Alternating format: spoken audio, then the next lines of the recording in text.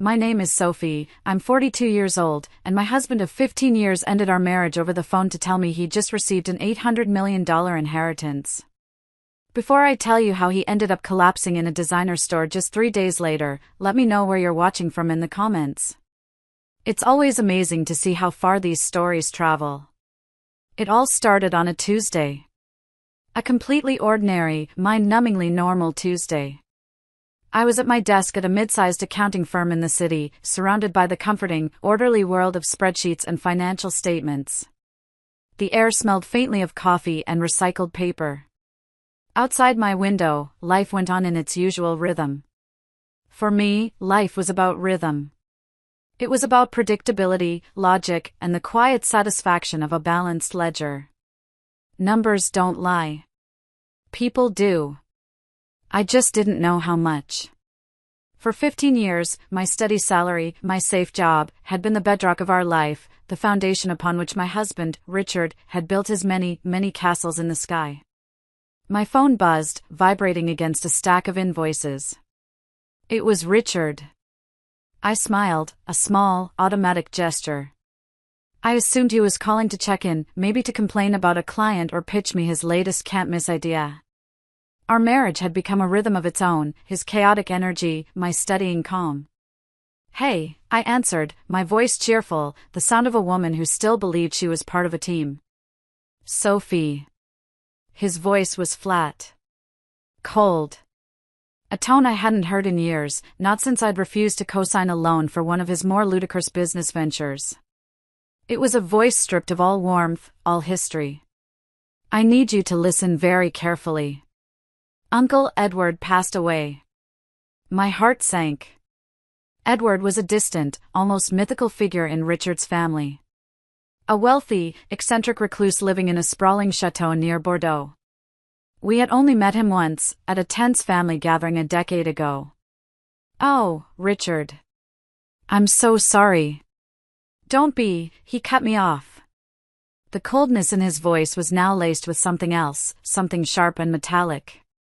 It was the sound of pure, unadulterated triumph. "He left me everything. The entire fortune. We're talking about $800 million. I was floored. The number was so vast it was meaningless. It was like trying to imagine the distance to the moon. It was a number for other people, for headlines, not for us. "What? Richard, are you serious? How is that even possible?" "Deadly serious," he said, and I could almost hear the arrogant smirk forming on his lips. "And things are going to change. Fast. My life is about to take off, and frankly, you're not part of the new flight plan." The metaphor was so corporate, so impersonal, it felt like a slap. "Flight plan? Richard, what are you talking about?" "We're married." "Were," he corrected, the word a scalpel, surgically severing 15 years of shared life. "I'm talking about a divorce, Sophie. I've already had the papers drawn up by a top lawyer. I want you to pack your things and be out of the apartment by the time I get home. Immediately." The sterile silence of my office suddenly felt suffocating. The neat columns of numbers on my screen blurred into meaningless squiggles. 15 years. 15 years of me working late to cover our bills. 15 years of me encouraging him after each failure, telling him his big break was just around the corner. 15 years of me making myself smaller so his ego could have more room to breathe. All of it, erased in a 30-second phone call. "Just leave?" I whispered, the words catching in my throat. My entire world was tilting on its axis. "That's what I said," he snapped, his patience, which I had so carefully cultivated for over a decade, now completely gone. "My new life is waiting. Don't be a dead weight." The line went dead. I just sat there, the phone still pressed to my ear, listening to the dial tone. It was the loneliest sound in the world. It was the sound of my world ending. I knew I had to go home. I had to see the man who had just fired me from my own life. The drive home was an exercise in forced composure. My mind, usually so orderly, was a chaotic slideshow of our life together. I remembered our wedding, a small, simple affair because that's all we could afford. I remembered him laughing at my 5-year financial plan, calling me his adorably cautious little accountant. I remembered the sting of his words, year after year, chipping away at my confidence. It's just a job, Sophie. It's not a career. It's not a passion. He never understood that my passion was for stability, for building something real, something that would last. My hands tightened on the steering wheel as the memory of Uncle Edward's visit came back, sharper this time, more detailed. Richard had been insufferable, a peacock strutting around, dropping buzzwords he'd learned from a business podcast. He'd cornered Edward, trying to talk about stock portfolios and venture capital. Edward had listened with a polite, impenetrable smile before excusing himself. Later, I found Edward on the veranda, looking out over the garden. I'd brought him a glass of water. We started talking. He didn't ask about Richard. He asked about me. He asked about the challenges of my profession, about the ethical dilemmas an accountant faces. We talked for nearly an hour about regulations, about corporate responsibility, about how numbers can be manipulated to tell lies. He listened with an intensity that made me feel seen, truly seen, for the first time in years. A good accountant is the conscience of a company, he'd said. It's a profession with a deep moral core. Before we left, he'd pressed a small, heavy object into my hand. It was a beautiful, flawless crystal paperweight. For your desk, he'd said, his eyes twinkling. To remind you that clarity and integrity are the most valuable assets. Never let anyone compromise them. I still had it. It sat on my desk at home, a silent, solid presence in a life that suddenly felt like quicksand. This memory, so out of place, felt like a strange sort of prophecy. I shook my head, trying to focus. I pulled over and called my sister, Emily. My voice cracked as I told her what happened. He did what? She shrieked, her voice a protective roar of pure fury. That ungrateful, parasitic worm. I'm coming over. No, wait. You come here. Right now. Don't you dare spend another second in that apartment with that monster.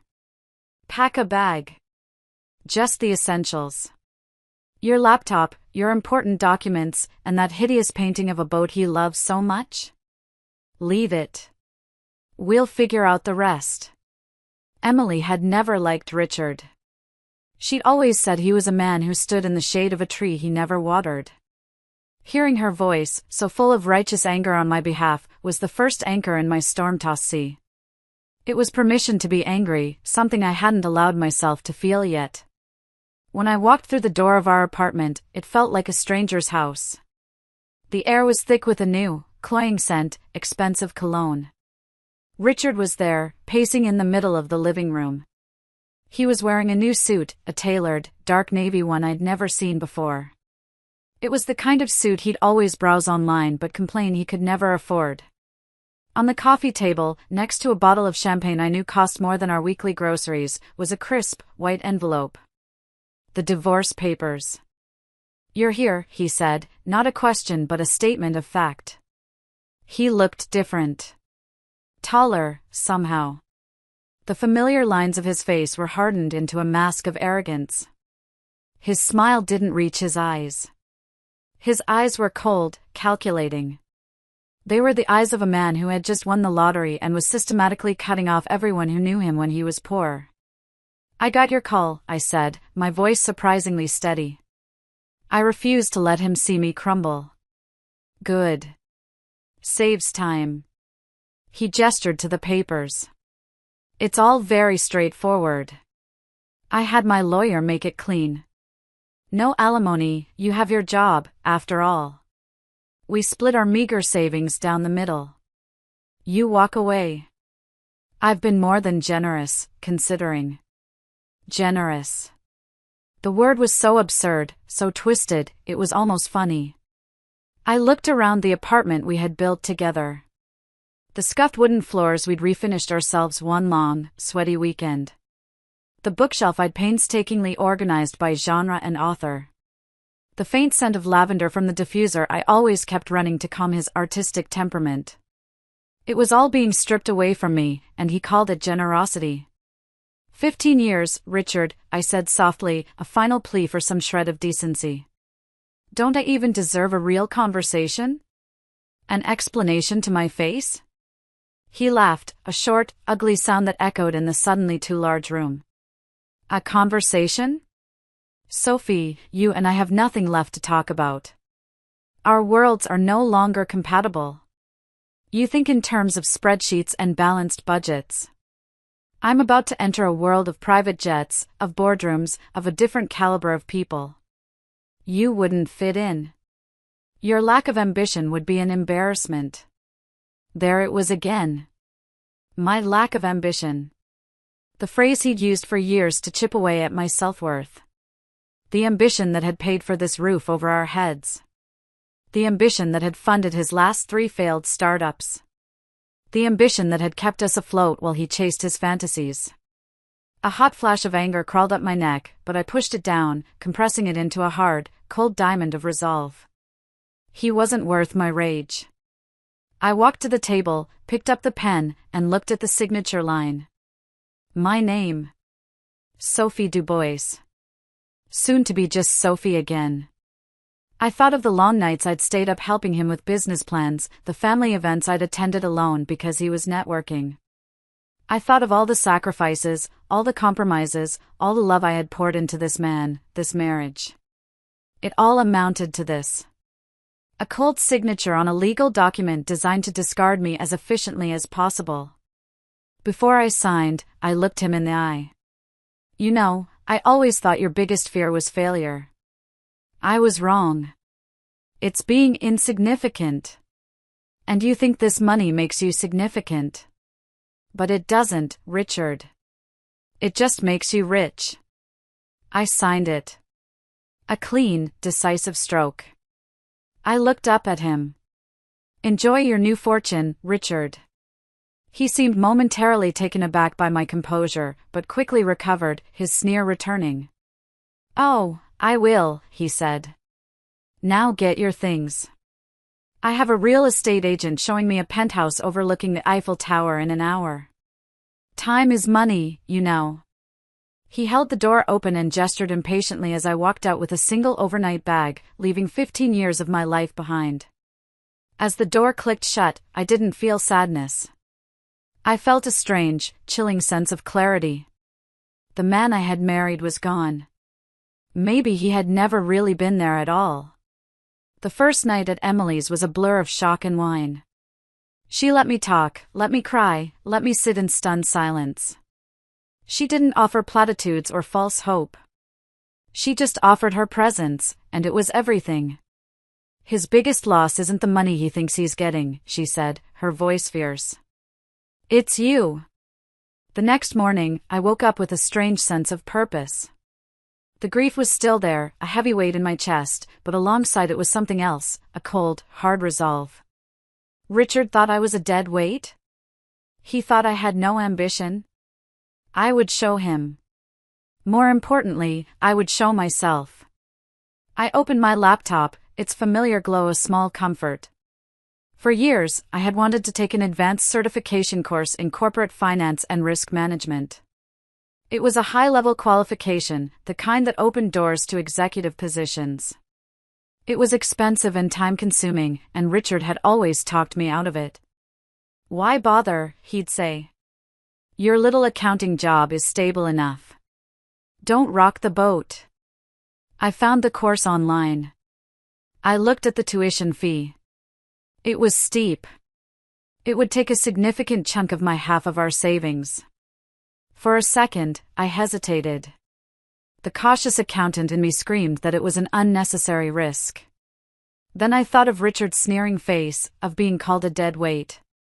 I clicked enroll. I typed in my credit card information. I paid the fee. It was the first major decision I had made entirely for myself in a very long time. It felt like breathing again after being underwater for years. I spent the next 2 days buried in study materials. The first module was on forensic accounting, detecting fraud, untangling complex financial webs.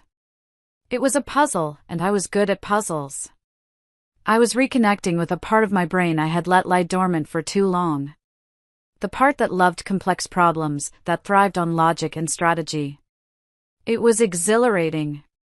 Meanwhile, through the grapevine of mutual friends who were now awkwardly trying to navigate their loyalties, I heard about Richard's exploits.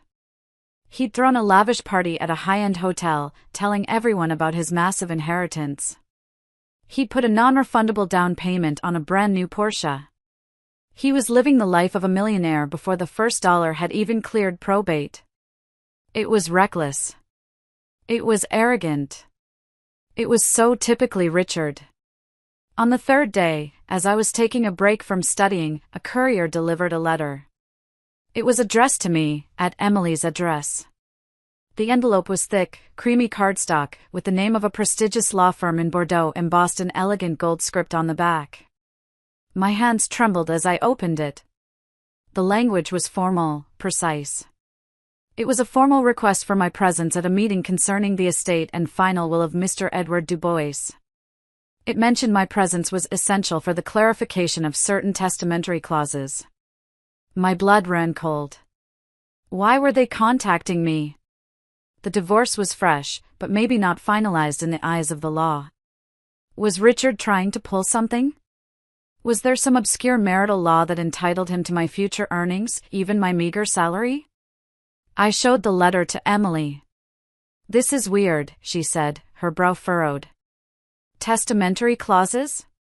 Why would his uncle's lawyer contact you directly? You have to go. But I'm going with you. You're not facing this alone." The train ride to Bordeaux was nerve-wracking. Every possible scenario ran through my head, each one worse than the last. Was Richard trying to claim I owed him something? Was this some legal trap to get me to sign away more rights? I clutched my purse, where I'd tucked the crystal paperweight for good luck. Its solid, cool weight was a small comfort in a world that had become flimsy and unpredictable. The law office was exactly what you'd expect. Old, imposing, and smelling of leather, polish, and generations of money. We were shown into a large conference room with a polished mahogany table that reflected our anxious faces. A stern-looking man in a perfectly tailored suit introduced himself as Monsieur Leblanc, Edward's personal lawyer for over 40 years. "Thank you for coming on such short notice, madam," he said, his tone formal and impossible to read. "I was surprised to be contacted," I said, my voice more stable than I felt. "My former husband, Richard, is the beneficiary of his uncle's will." Monsieur Leblanc adjusted his glasses. He looked at me with a neutral expression that somehow felt more intimidating than a frown. "That is what we are here to discuss.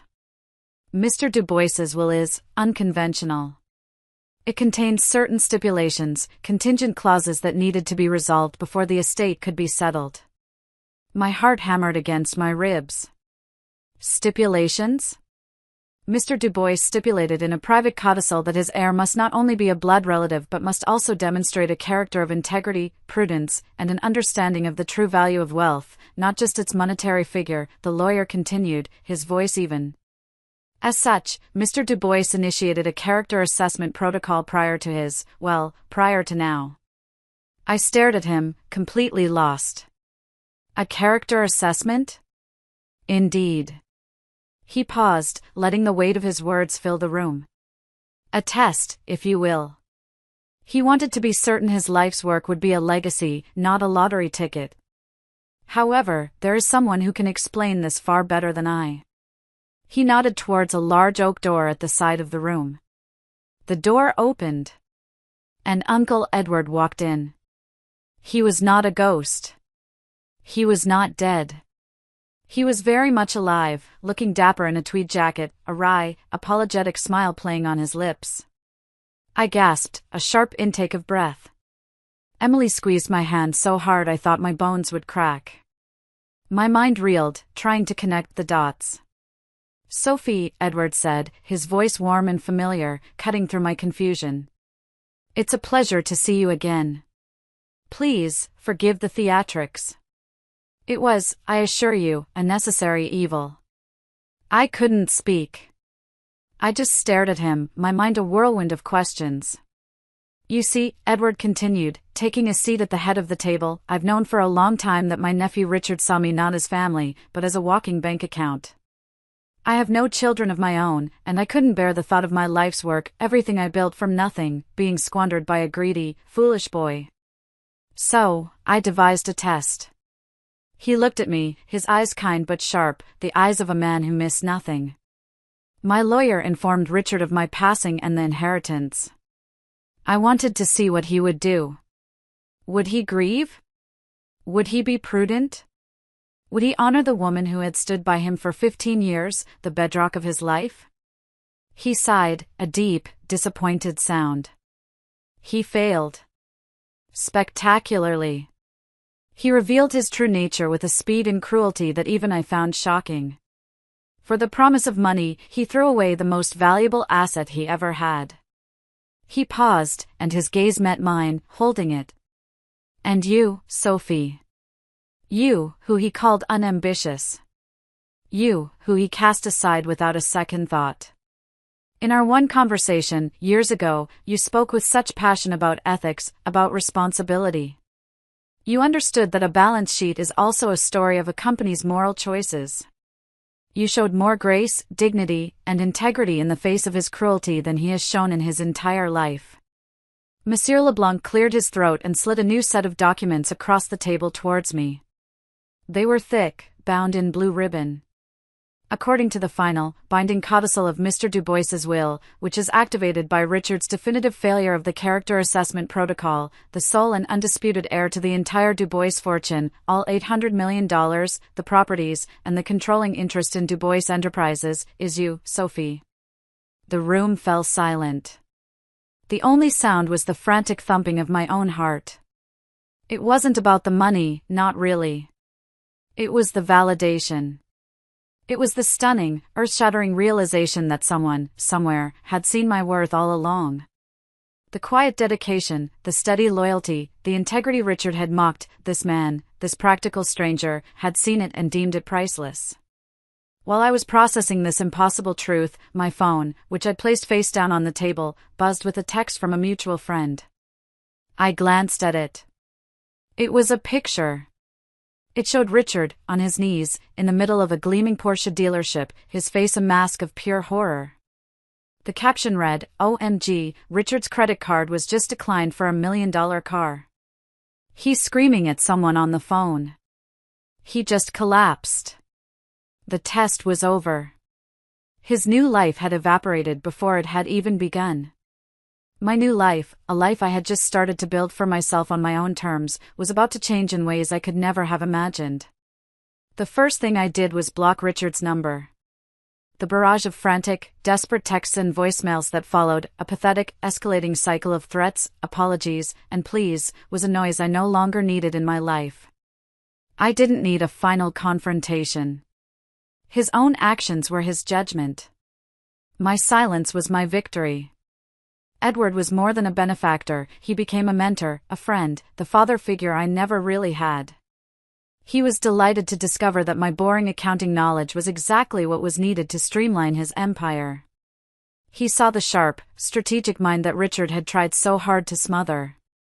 He invited me to his chateau, not as a guest, but as a partner.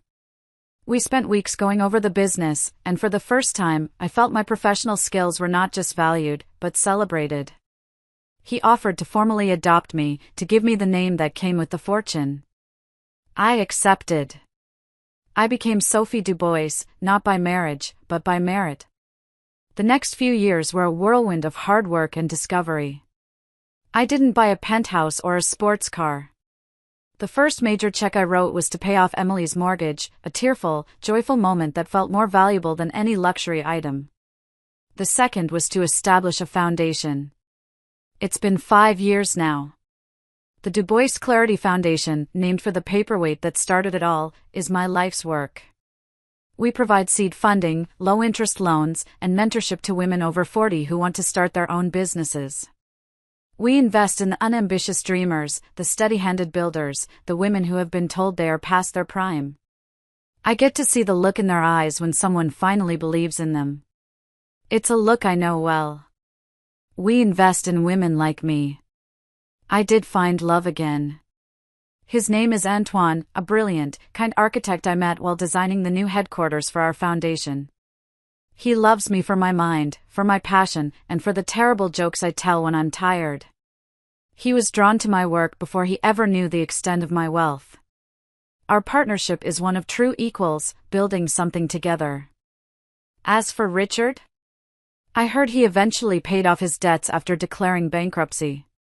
He moved to a small town in the north, got a modest job managing a local nonprofit, and married a schoolteacher named Julia. Emily saw him once, coaching a kids' soccer team on a Saturday morning. She said he looked content. Quiet. Smaller, somehow, without the bluster. I hope he is. I hope that losing everything taught him what truly has value. Sometimes, I look at that crystal paperweight on my desk in my large, bright office overlooking the city. It's a reminder. A reminder that money doesn't change who you are, it just magnifies it. For Richard, it magnified his greed and insecurity. For me, it magnified a strength I was only just beginning to realize I had. He thought $800 million would buy him a new life, but all it did was reveal the poverty of his character. And for me, losing everything was the only way I could truly gain it all. Thank you so much for listening to my story. It's still wild to think about how much can change in a single moment. I have to ask you guys, have you ever had a moment, big or small, that revealed someone's true, unexpected character? Let me know in the comments below, I'd love to read your stories. And if you enjoyed this, please give it a like and subscribe for more. It really does help.